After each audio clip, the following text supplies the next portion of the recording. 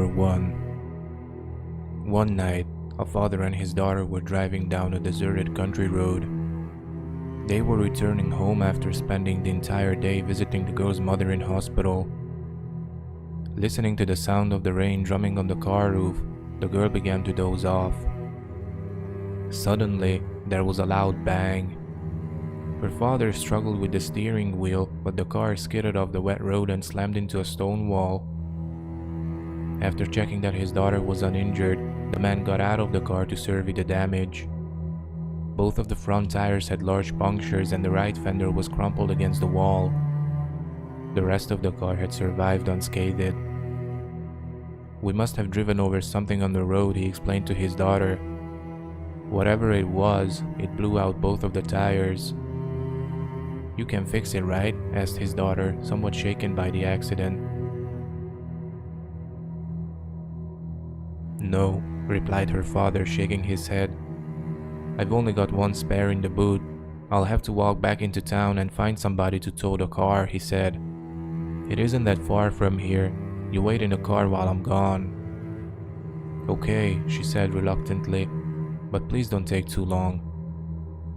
The man could see in his daughter's eyes that she was frightened. "Sit tight," replied her father as he slammed the car door.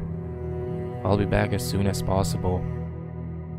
His daughter watched him in the rearview mirror as he trudged off down the road in the pouring rain and disappeared into the night. More than an hour passed and her father still hadn't returned. The girl began to wonder what was taking him so long. She was very worried because he should have been back by now. Just then, she glanced in the rearview mirror and saw a figure in the distance walking towards the car. At first, she thought it was her father, but when she turned around to take a closer look, she realized that it was a strange man. He was dressed in overalls and had a big bushy beard. He was carrying something large in his left hand, swinging it back and forth. Something about him made her very nervous. As he approached, she stared out the back window and squinted her eyes. In the dim light, she could just make out what he was clutching in his right hand. It was a big, sharp butcher's knife. Thinking quickly, the terrified girl locked both doors in the front of the car, then jumped into the back seat and locked the rear doors. When she looked up again, she saw that the strange man had stopped in his tracks and seemed to be staring directly at her.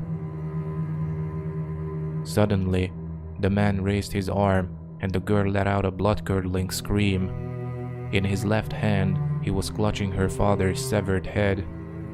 She just kept screaming and screaming. She couldn't stop herself. Her heart was pounding and she struggled to breathe.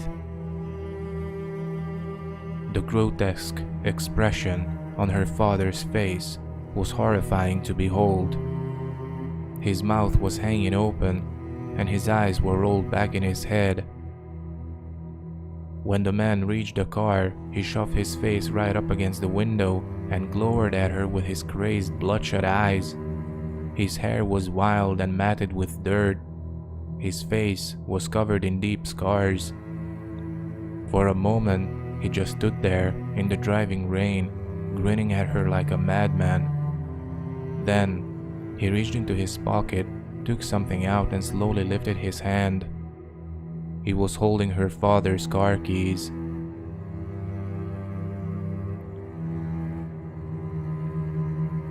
Number 2. Every night, you sit there in the comfort and safety of your home, but you have no idea of what's going on outside in the darkness. Not far from your home, there is a dark and lonely place. You may not know about it, but it's there. All over the country, in small towns and cities, there are so many of these dark and lonely places. When I was a young boy, I lived in a small town. Johnny Craig lived across the street from me.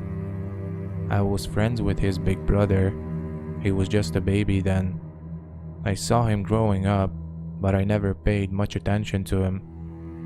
Sometimes in the evening, my mother would send me out to the local store to buy a carton of milk or a bag of sugar. On the way to the shop, I had to pass a long, dark stretch of road. During the day, it was just a shady place. lined with old gnarled trees and vacant lots where nothing had been built and nothing was ever going to be built.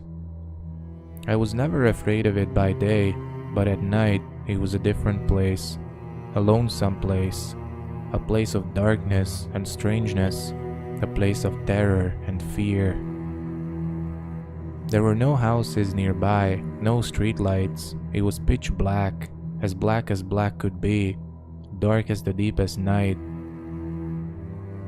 The tall trees blocked out the moon and the stars, casting their long shadows across the road.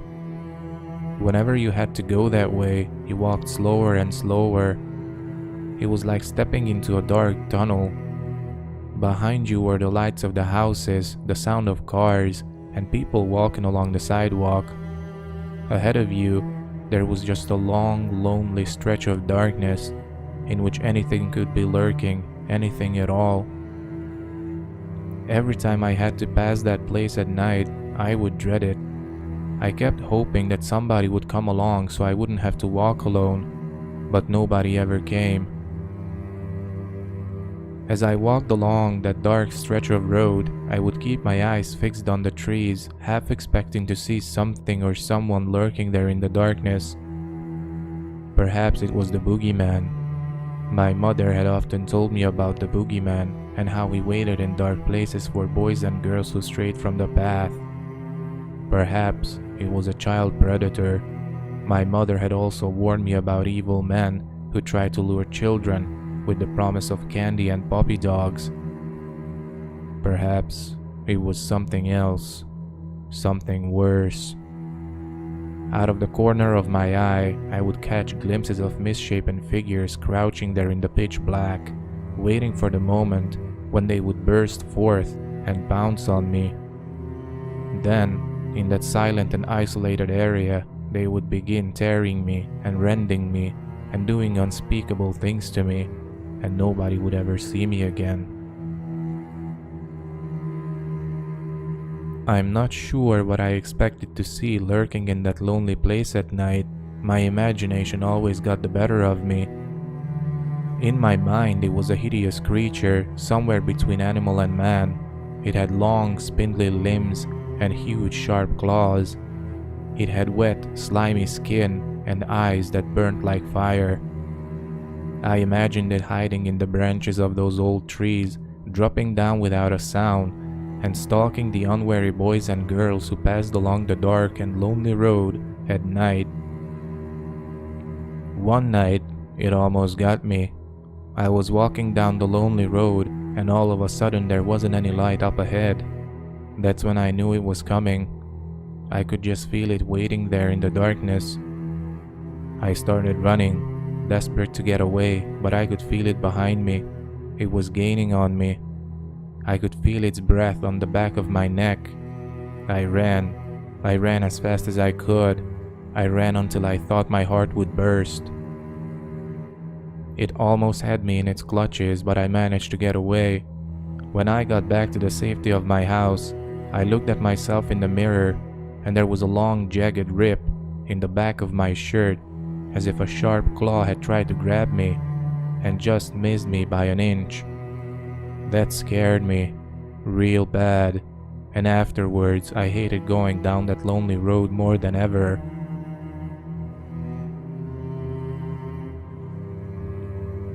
Some night, I won't come back, I warned my mother.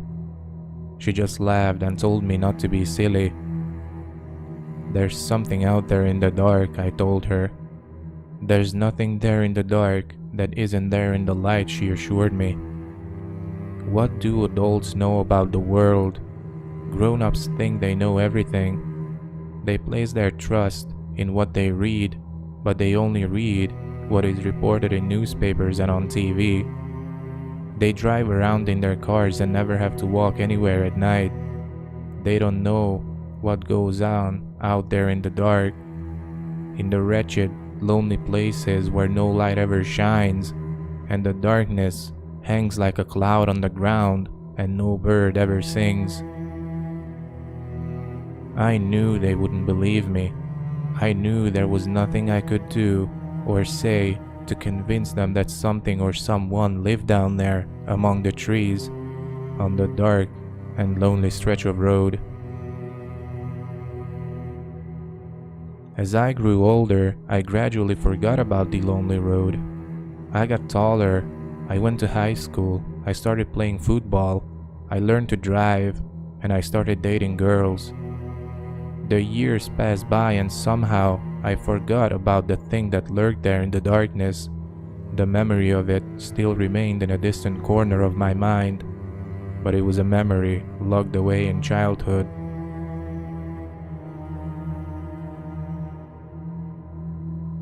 The years passed by, but I never thought about the other kids who had to walk down that dark and lonely road at night. 3 days ago, Johnny Craig went missing. He lived across the street from me. I was friends with his big brother. He was just a baby then. I saw him growing up, but I never paid much attention to him. Not until he went missing. They found him in the trees on that dark and lonely stretch of road.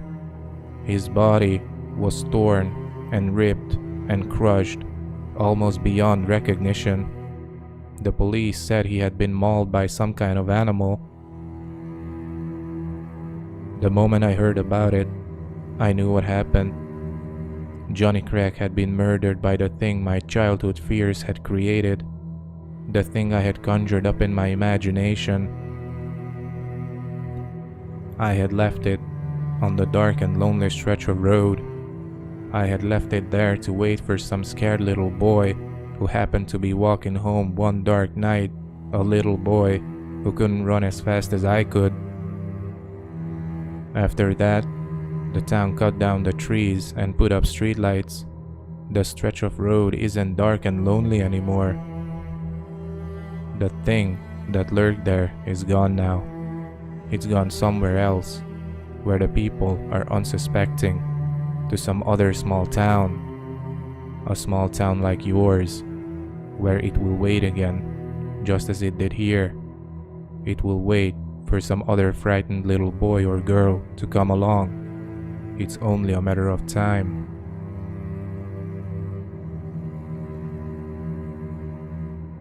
Number 3.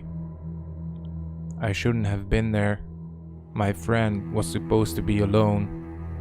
3 years have passed since that night, but I'll try to tell you what happened as far as I remember.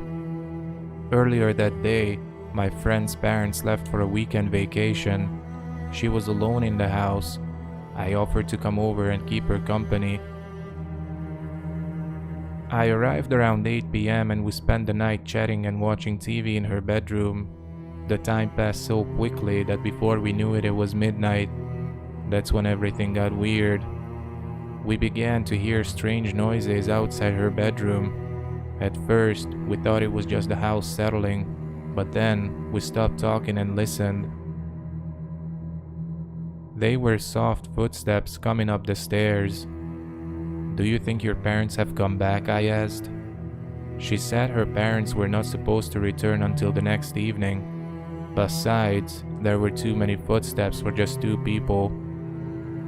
I ran over to the door, and just before the footsteps reached the hallway, I turned the key in the lock. Suddenly, there was a profound silence. "Is there anyone out there?" my friend asked nervously. We were sure there was someone outside, but who could it be? Just then, we heard a beep. We whirled around and stared at my friend's laptop. She had just received an email. She opened it. The sender was unrecognizable, just a random combination of numbers and letters. When we read the message, it sent a chill down our spines.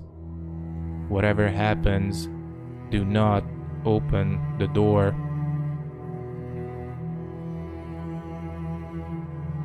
As soon as I read those words, a sinking feeling came over me. My heart was beating fast and I felt like I was about to have a panic attack. I didn't know what to think. Maybe it was just someone playing a silly joke on us. Maybe it was someone trying to save our lives. Now we knew there was someone out there, right behind the door. Suddenly, we heard a voice. It sounded like my friend's mother. "Please open the door. Your father and I were in a car accident. We are badly hurt. Please open the door and help us." When she heard this, my friend stared at me wide-eyed. I can still remember the expression on her face. She was in shock. Neither of us knew what to do. "Please open the door," a male voice pleaded. "We need your help." It sounded just like her father. My friend and I just stood there for a few seconds, frozen to the spot. Then she started walking towards the door. I grabbed her by the arm and held her back.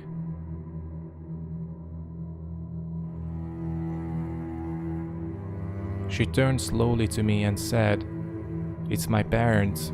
They need help. I'm going to open the door." "What about the email?" I hissed through gritted teeth. "What if it's true? What if they're not your parents?" "Nonsense," she said. "You heard them. Those were the voices of my parents." Before I could do anything, she struggled out of my grasp and walked towards the door. I still don't know what made me do it. Maybe it was sheer terror. The only thing I could think to do was run to the closet and hide.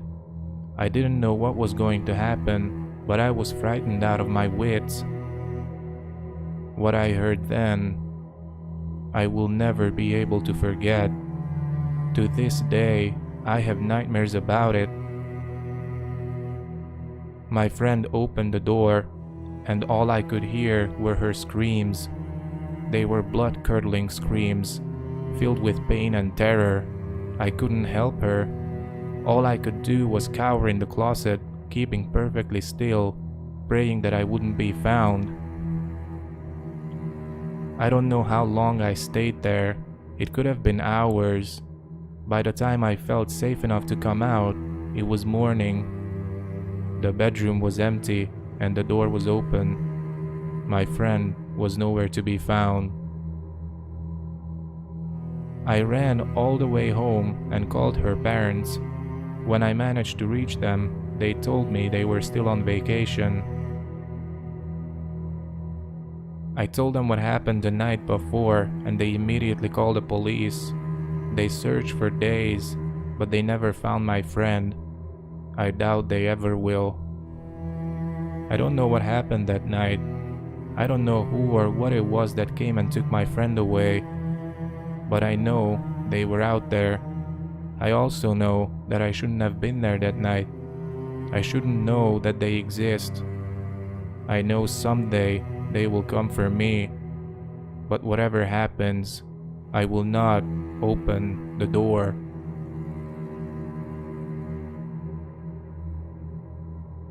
Number 4. On the morning of her birthday, Lucy's mother woke her up and told her a package had arrived in the mail and it was addressed to her. The girl hurriedly unwrapped the gift and was horrified at what she found inside. It was the most disgusting old doll she had ever seen. It was completely bald and its skin was cracked and caked in dirt. The worst thing of all was its teeth. They were long, pointy, sharp, and beastly. They looked like an animal's fangs. With a shiver, she took the doll and threw it in a corner. Her mother scolded her, telling her that someone had gone to a lot of trouble to send her this antique doll. Her mother told her she had better appreciate it. Lucy tried to protest, but her mother wouldn't listen. She forced the young girl to keep the doll. So, to put her mind at rest, Lucy stuffed the antique doll into a little cupboard under the stairs, behind a pile of shoes, where she wouldn't have to look at the ugly, evil little thing. It was not until a few nights later, when Lucy was lying in bed, that she heard a noise. A shuffling sound, which went on for about 5 minutes. Then, a brief dragging noise, and finally, a scuttling like light footsteps walking very fast. By now, Lucy was shaken in her bed with fear, unable to move.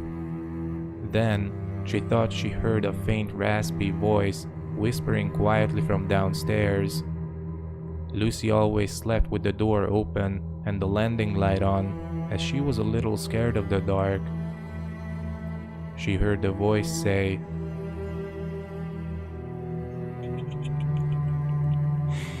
Lucy, I'm on the first step. and then loud scrabbling again, as whatever was speaking apparently turned tail and returned to its place of hiding. Lucy was so scared that she didn't sleep a wink that night, but laid in fear until the break of dawn, when her mother got her up for school. Lucy tried to explain to her mother what had happened the night before, but she was so tired that when her mother passed it off as just a dream, she began to believe it might be the case. Of course, it wasn't. Lucy begged her parents to let her throw the antique doll into the garbage, but they insisted that it was a present and that she had to keep it. So, Lucy reluctantly went back to bed, telling herself that it had only been a dream. She checked the cupboard under the stairs, but the doll was exactly where Lucy had left her. That night, Lucy fought sleep, but she eventually drifted off. This time around, the deep, disembodied voice woke Lucy again. She wondered if she could only hear it in her head. Lucy, I'm on the fourth step. It said.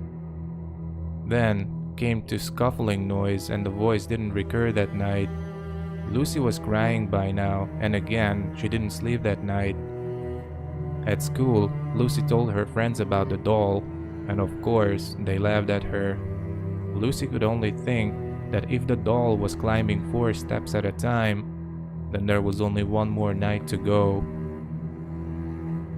That night, Lucy decided to shut her bedroom door. When her mother turned her light out, she asked why Lucy was no longer scared of the dark.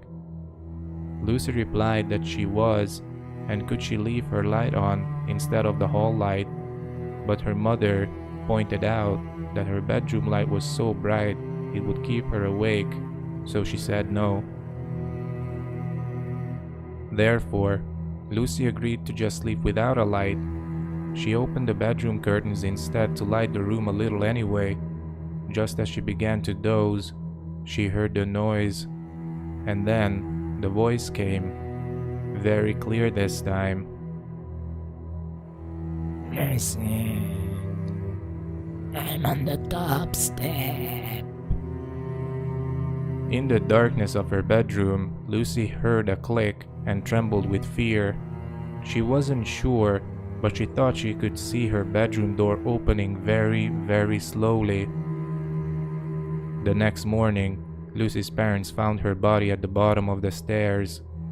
They guessed that she had been on her way to the toilet during the night, and in the darkness she had slipped and fallen down the stairs, breaking her neck. The antique doll was found beside her body and was buried with Lucy. Everyone said what a tragedy it was. "She loved that doll," said her mother. "Now they can be together forever."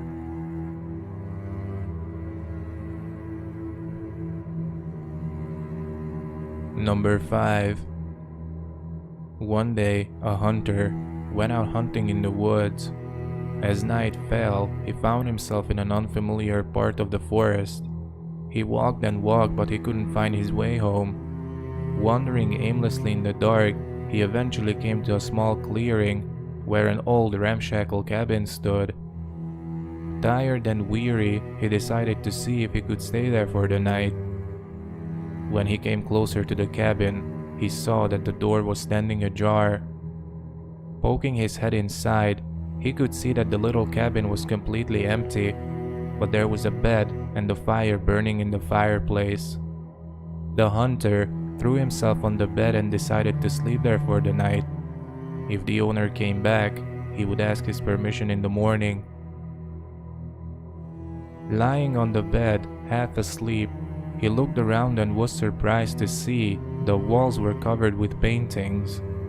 They appeared to be family portraits, all framed and painted in incredible detail. They seemed very lifelike, and without exception, each family portrait was uglier than the next. The hideous faces in the paintings made him incredibly uneasy. The way they were painted made it seem as if the eyes were staring directly at him. It was incredibly unnerving. He decided that the only way he was gonna get any sleep was to ignore the hideous faces staring at him. So he turned on his side, facing the wall, pulled a blanket over his head, and drifted off to sleep. In the morning, the hunter woke up to find the cabin bathed in sunlight. When he looked up, he discovered there were no family portraits on the walls of the cabin, only windows.